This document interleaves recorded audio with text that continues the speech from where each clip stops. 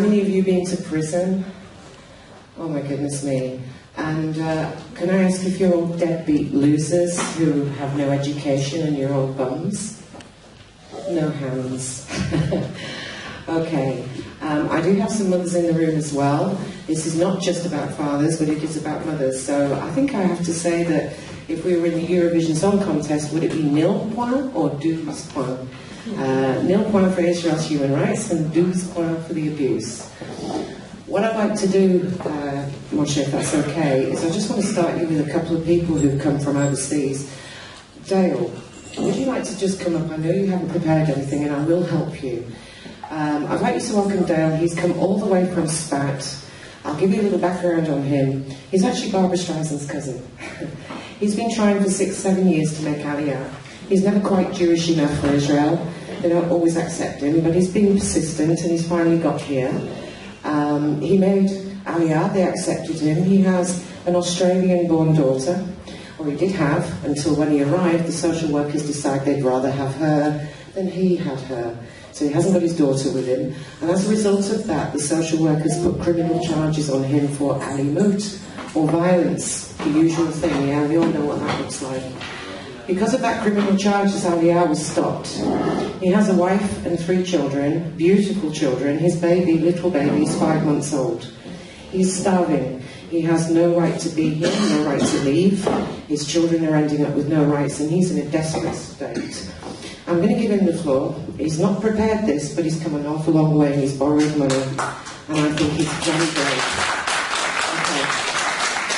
You tell me exactly now what you wanted to say, because I know you've come all this way from Spat for help. You're desperate for help. Okay. Let me just say this man is very right-wing Zionist, religious, believes in his country.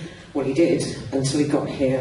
And in the last few months, I've seen him change from I love this to I think I might have to leave and bring my Jewish children up in a different country that's safer for them. Don't put your plea out, okay? Everyone's watching, okay? Thank you. Thank you. We were living in the Philippines. My wife is from the Philippines, and we were living on a remote island in the Philippines. And in 2009, we decided we wanted to come to Israel and raise our children, or our child, in a Jewish place. And we applied and we were denied. The Jewish agency didn't know what to do with us, so they kept handing us over to different people. It took about 7-8 months. And I was so upset for being denied, I just wrote letters from the Philippines to different newspapers here, and a couple papers answered me, and one wanted to do an article, and I did an article at Haaretz. I didn't know the difference of any newspapers at that time, and they called me in the Philippines, and the headlines, Barbara Streisand is my first cousin, so that the headlines was Barbara Streisand's cousins denied Aliyah. And I was raised in a Jewish family and all that, but I took it a side detour when I grew up in the 60s in California, lived in India a long time. But I came back to Judaism in a very strong way, especially in Asia. And my wife is a Gior, and very, very sincere. And we're denied. So anyways, about 40 people wrote to me, it's not fair, you can't make Aliyah, there's people come to Israel. So there was one lawyer. Let me ask you just right now, what is your current situation and what sort of mess are you in? Okay, well, I have my daughter's going to be 16, one of my daughters, and I don't know if you have a teenager, but they're not the easiest to deal with. So my daughter, 2 years ago, almost 2 years ago, she was, let's say, acting up, and no one was in the house, and I asked her to do something. I came in 2 hours later, she didn't do it, and so I wanted to see her phone because she was doing things she shouldn't be doing on her phone, so it was a bit of a brawl. You are such a sweet guy. You know how it is here, don't you? You know when you all get into your stories. I'm going to try and help you focus because time's short. Okay, your daughter was born in Australia, and due to a call and due to a noise, the social workers came and took her away from you. Am I right? Pretty much right. And she's born in Australia, am I correct? She has American and Australian citizenship. She's born in Australia, yeah. So get to the bottom line is that it took a long time. They finally agreed, the Mizrahim, to give us Aliyah. So when I went down to the Mizrahim to get our pass, to get stamped, the manager of the Sfat office, that was a long story in itself. said you have a criminal case open. You can't get aliyah. I said, what are you talking about? We were approved of you. Yeah, you can't. But I said, it's not. You have to hear my side of the story. It's not fair. So we live. My wife's from the Philippines, from the country. We have 4 kids. We don't get a cent from the government. We have to live. It's so difficult. And we just wanted to come here and live and raise our kids in a Jewish way. And my children are speaking very good Hebrew now. It's almost 3 years. And it's one thing after another. And my wife was working. We have small children. Let me just explain to you here that this man's made aliyah. He has no money. He can't make aliyah. He's not being fed. His eldest son has no rights. His wife is running out of rights. And soon he's going to have to leave because he's starving to death up in Spain. And now he can't leave because he has a criminal case. So like many, many people in this room, he's not a human being. He doesn't belong and he does not belong. He can't leave and he can't stay. And Dale's come all the way from Spat to ask for help. He needs help desperately, desperately from someone in authority. And here we have someone. Is there anything else you want to add for me, Dale, at this point? Well, our first choice is to stay in Israel. It took a lot to come here. We didn't get the red carpet treatment from Nefesh B'Nefesh, complete opposite. And we're here, and every day's a battle. You know, we had a nice property in the Philippines. We came here, and we're living very difficult. And we just want to live here to, get rid of this, expunge this case or whatever, so we can live like normal people. You're great. Listen, he wants to live here, but would you advise people to make aliyah? Well, I would not advise. I think it's not such a blanket thing. I think they really got to look into it and check everything out because it's not all cracked up with, where it says it's going to. We'll talk a bit later. Thank you. Isn't he great? Don't you?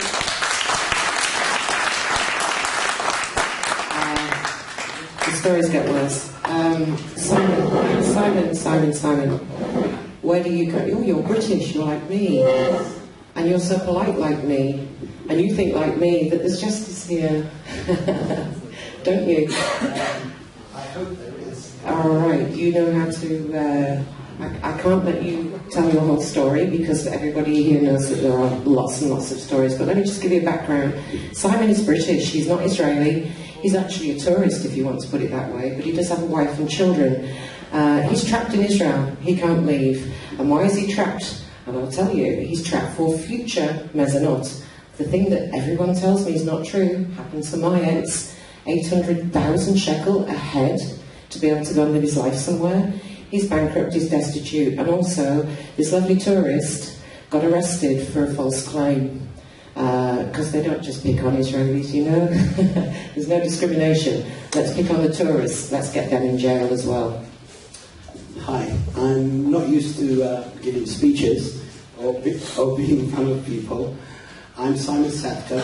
I came to Israel to have a Jewish family and to grow up here.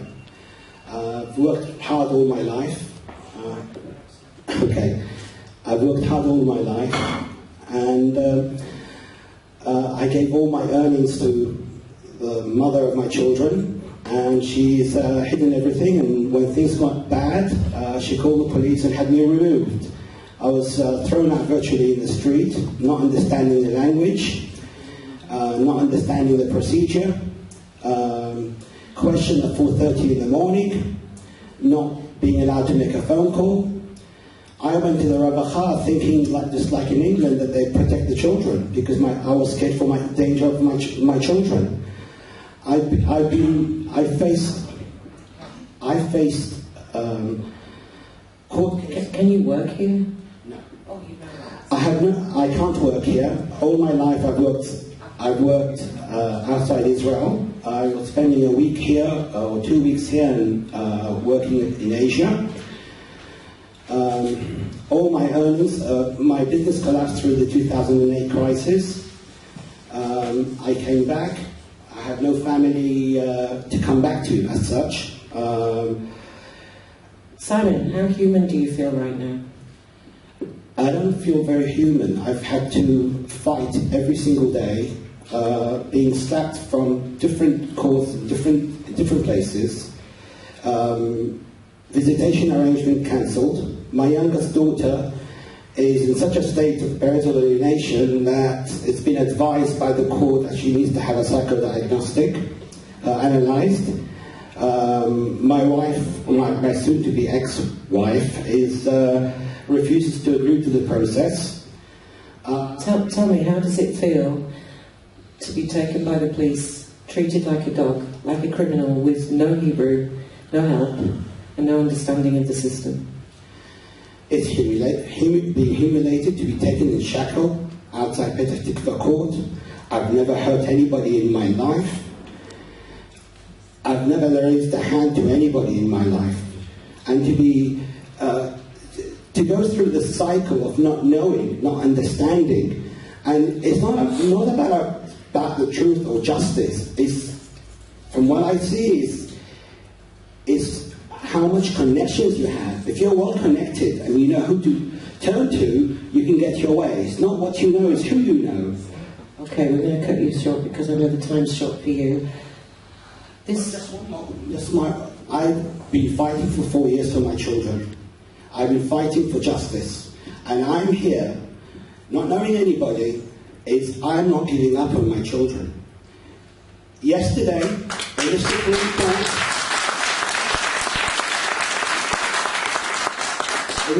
Court, a rabbinic court in Jerusalem, they're forcing her to get a get. And outside the court, she said to me, I have my family, I have the children. With a click of my finger, I can take the children away from you. And for all I care, you can jump out the window.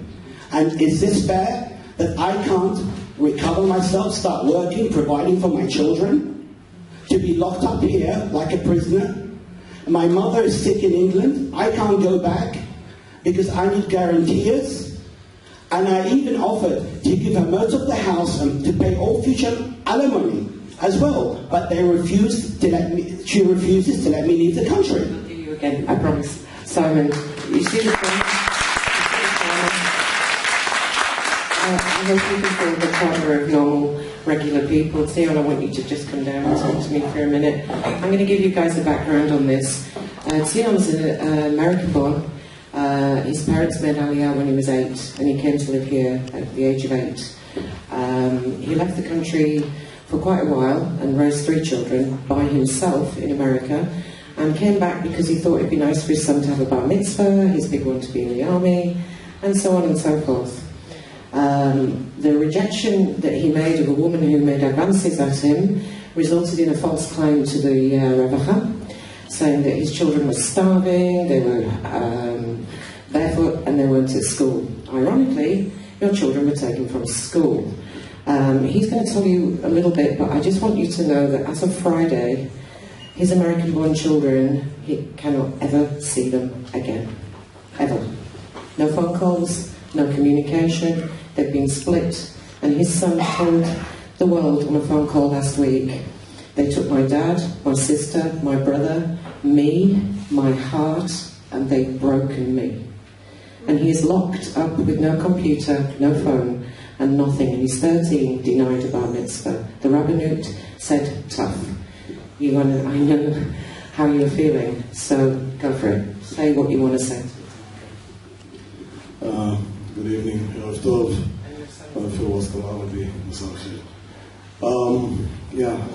Mariaen said, my children were taken away a year and a half ago after being a returned resident, Toshav Choser, and from one phone call from a friend, a lady friend, not even a girlfriend, the Ravacha came to my kids' school in Jerusalem and took my children away. My daughter I've seen 6 times, maybe for 5 minutes at a time in the last year and a half. My 13-year-old, they just disconnected me from him. He suffers from epilepsy. The reason I came back to Israel after 10 years of not being here, and these are children that I raised basically all their lives, but especially since 2008, when their mother chose drugs and a boyfriend over her own children. I raised them. I finally came back to Israel in 2014, and by 2015 they were taken. I was accused of alimut b'mishpacha. Interesting enough, different than others, and not like the past, I have not been arrested and have not been brought up on charges. However, you are under arrest right now. That's right. Before I continue, I just want to say to all the fathers, be strong. No alcohol, no drugs. Do not commit suicide. Be strong. Stand tall. This is our courtroom, and the judges and socialists have to know this is the beginning. You're on trial now, and we're not afraid of you. And we will stand tall. אנחנו נעמוד חזק, לא לפחד, לא להתאבד.